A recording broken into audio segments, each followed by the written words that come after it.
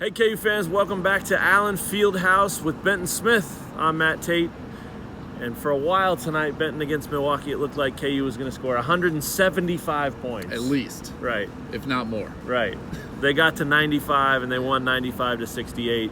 But for me, it was all about the start. I mean, for everybody, it was all about the start, right? They get out to 11-0 before you can even blink. Ochai has three three-pointers in that stretch. Really came out aggressive and carrying over that confidence that he had from the Colorado game, shooting the ball into the opening 90 seconds tonight. Devon Dotson, as he does, with a steal and a lay-in, and it's 11-0, and Self said, it's 15-1 before you could even sit down, he said. So terrific start that extended out to 40-12, a score that a lot of KU fans hold near and dear to their hearts, because that was that North Carolina score. I saw you tweet about in the that. Final Four in 2008. So one of those kinds of nights for KU. And then after that, the wheels didn't fall off completely, but they certainly didn't play as well after the first 10 or 15 minutes. And I talked to a lot of these guys afterwards. It's human nature to do that. Exactly. I don't think you can sustain a start like that. But I still thought 40 points with 8 minutes and 42 seconds left in the first half, and they only got to 52 at halftime. That's only 12 points in 9 minutes. Nitpicking there. But that's what Bill Self does in that locker room back there. And you heard him afterwards talk about, hey, I thought after the first 15 minutes we didn't play very well. And that's probably something that is good for this team, to be reminded that, you might have won 95-68. It might have been a perfect night to start, but you have to finish. Well, that's how you make it through a season, right? Right. You find those coachable moments even when you blow a team out.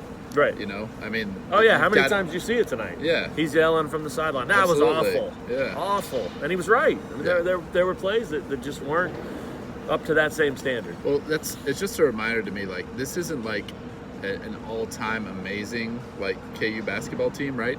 Because just the personnel doesn't quite fit the way that anyone would want it to, and they've got 3 centers and can only play one of them. Right. So but this isn't going to be an all-time classic Bill Self team, but it could be a very good team. Oh, yeah. And it's looking to be a much better team than last year's team. Oh, yeah. It's because they play defense, and that carries, that can win you games on the road.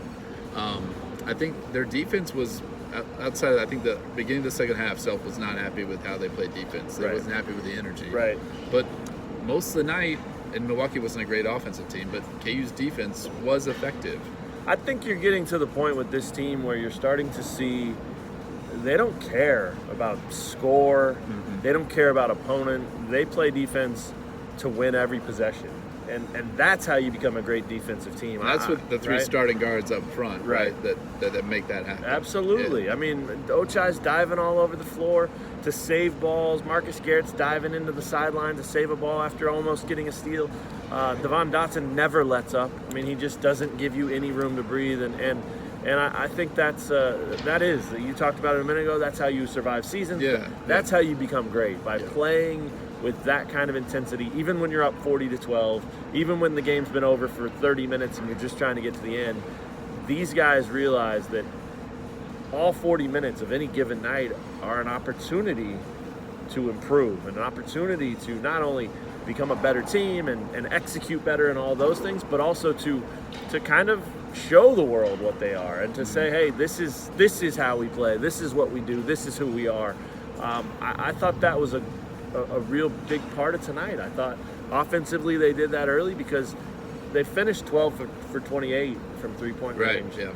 It's the second highest three-point total they've had this season. They had 14 one game and 12 another game. But that if that's what they're going to get ever, and it'll come hit and miss. Self's talked about it a ton. Yeah. But I think he keeps settling on it. We should be able to hit 8 or 9. Right. We're not going to make 4 every night. We're not going to make 14 every night, but 8 or 9. So tonight they hit 12. When they do that, and Udoka can be in there and take up the room he takes up. He was 7 for 7 tonight. I mean, he even hit a free throw. He did hit a free throw. Line. Yeah. Only 1 free throw attempted. Nailed it. Made every shot he took. And some of them aren't really shots. but yeah, I mean, he killed it on the glass too. Right. He was great. 15 on the glass. points, 17 rebounds.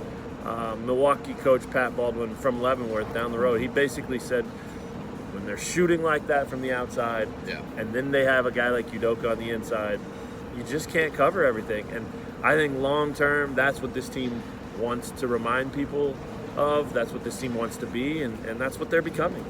Yeah, and I think this is a way that this team can kind of set itself apart, is that, you know, it's just consistent, right? I mean, we've seen these like highs and lows with some of the other, like Duke loses to Stephen F. Austin, right? Kentucky loses to Evansville at home.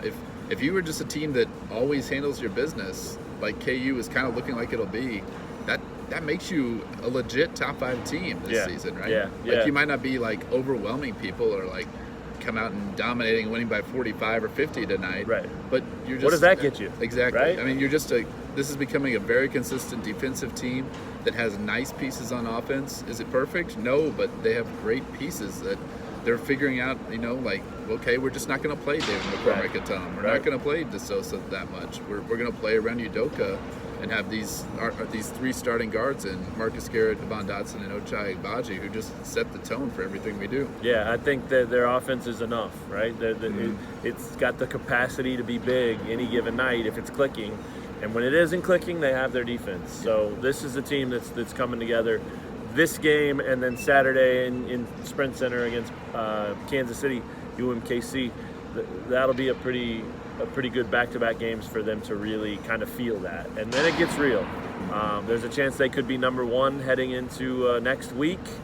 Louisville lost tonight to Texas Tech, so if they are number 1, you're talking about number 1 Kansas going on the road to Villanova the following Saturday. That's cool. It's got a great ring to it. Yeah, it's a huge matchup. I mean, you don't. I feel like some people talk about you don't want to be number 1, right? Yeah. Because everybody's gunning for you. Of course you want to be number 1. Bill Self said that tonight. Yes. We'll take it. Oh, you think the players don't want to be the number 1 team? Right. On the number 1 team? Come on. Right. Of course they want that. They know that there's pressure, but they played at KU. There's always pressure. Great point. 95-68, KU wins it easily over Milwaukee, and they'll head to Sprint Center on Saturday for a battle with Kansas City, the Roos.